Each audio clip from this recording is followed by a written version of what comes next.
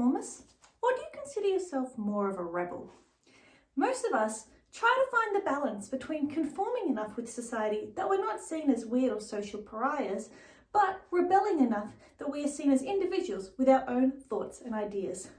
The concept of conformity has been one that has interested social scientists for a number of decades, but it actually wasn't until the 1950s that we first began to research it in an empirical and evidence-based way. That's where Solomon Asch comes in. What Asch proposed or was interested in was the power of influence over one's ability to conform. That is, what factors exist that make an individual more likely to conform with others in the room, even when that is going against what they inherently know is the truth. To investigate this, Asch utilized a visual line comparison task. He invited people to participate in his experiment, stating it was a study based on visual perception.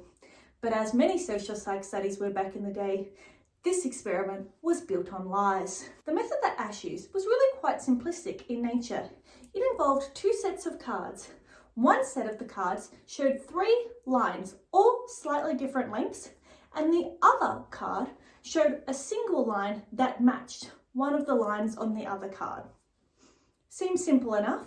They were similar enough that it didn't seem like a joke, but they were different enough that it was pretty clear from first sight which one was the correct one. So how did this experiment take place?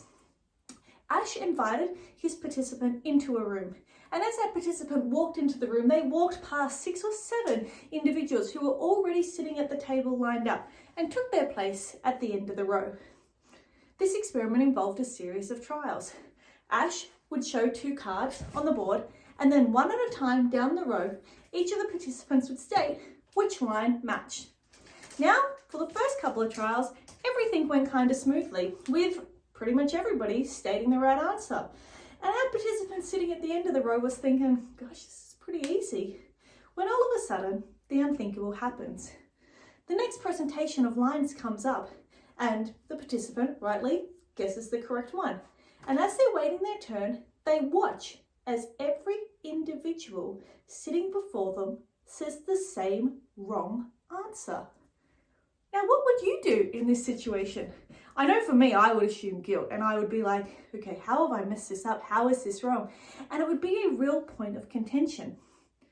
What Asch found was 75% of the time, our participant at the end of the row would conform and say the same wrong answer as all the participants before it. But what that participant did not know was that all these other participants were in on the act. They were Confederates, and this task was designed purely to see how the individual at the end of the row reacted. Conformity is a major factor of human behavior, something that social scientists had speculated for a number of years, had now been confirmed scientifically. Now, by nature, Asch's original study was quite simplistic, but that's okay, because all it was trying to do was to prove or to showcase an initial phenomenon exists.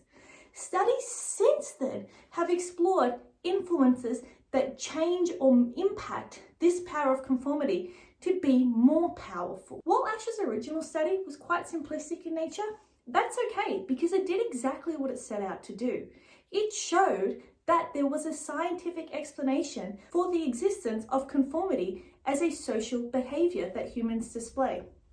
Since then, however, a huge body of research has accumulated looking at a number of different variables that Asch didn't specify or define to see how they also influence conformity. And I mean, we probably see this in our own lives. Think of a situation where you yourself has conformed, even if it went against something you believed in because you didn't want it to be awkward. What we have found since then is some of the factors that influence whether or not an individual is more likely to conform are factors like social support. Asch repeated his study, and this time, instead of having all the Confederates say the same wrong answer, he would differ the amount of Confederates that would actually say the correct answer. And what they found was it only took one Confederate to go against the grain to make someone feel empowered enough to go with their gut and say the right answer.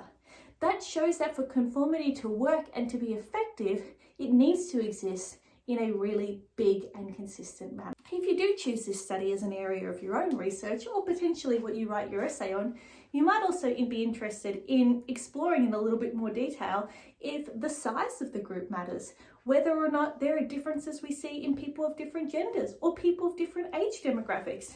I'm sure you already have your own hypotheses, but it's always worth investigating and finding out what evidence is out there. Or who knows, maybe you might have just found your new PhD study 5 years from now. The impact of this study is clear. While we obviously realize there are a bunch of other factors that can influence how likely someone is to conform to a group setting, what we do know is that humans have an innate desire to belong or to want to belong, and they are willing to put information that they know is accurate or true to the wayside to fit in with a group. This has profound implications not only for the world of psychology, but also for how we understand how society works in real life. I'm sure you can think of a number of situations where just if one person had spoken up, the outcome of a tragic event may have been entirely different. While like all research, this study has its own criticisms. For example, the ecological validity. Asch did this experiment in a really controlled environment. Would we see the same effects if we did it in a setting that people had more stock in or more value in? Recent research has actually shown yes, but remember, your job is to focus on that original study. I hope this video helped you understand Asch's original study a little bit better. I look forward to reading your journals and essay topics if you choose this one. Bye!